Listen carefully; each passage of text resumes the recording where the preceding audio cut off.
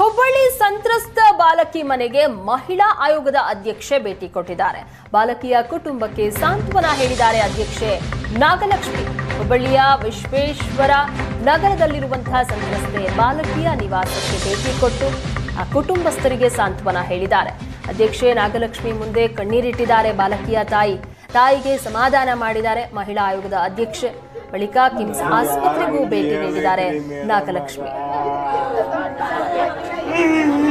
ನಾವು ಬರುಸುವ ಮಕ್ರೆ ನಮಗೆ ಯಾರೇ ಎಂದಿಲ್ರಿ. ನಮ್ಮ ಮಕ್ಕಳ ನಮಗೊಂದು ಆಸೆ ಆಗೈತ್ರಿ.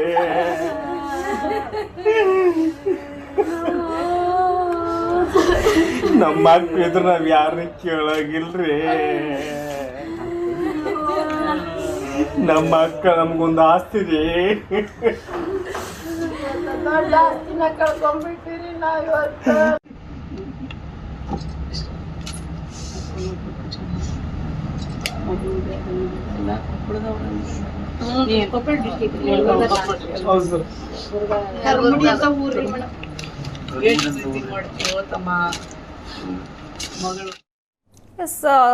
ಬಾಲಕಿಯನ್ನ ಕಳೆದುಕೊಂಡು ನೋವಲ್ಲಿರುವಂತಹ ತಂದೆ ತಾಯಿಯನ್ನ ಭೇಟಿಯಾಗಿ ನಾಗಲಕ್ಷ್ಮಿ ಅವರು ಮಾತನಾಡಿದ್ದಾರೆ, ಸಂತಾಪ ಸೂಚಿಸಿದ್ದಾರೆ. ಆ ಸಂದರ್ಭದಲ್ಲೂ ಸಹ ತಮ್ಮ ಮಗಳನ್ನ ನೆನೆದು ಈ ರೀತಿಯ ಕಣ್ಣೀರು ಹಾಕಿದ್ದಾರೆ.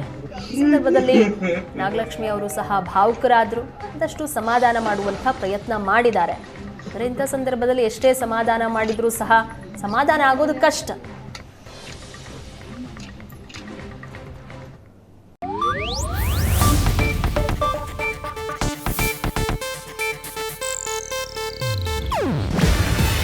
ಇದು ಏಷ್ಯಾನೆಟ್ ನ್ಯೂಸ್ ನೆಟ್ವರ್ಕ್ ಪ್ರಸ್ತುತಿ.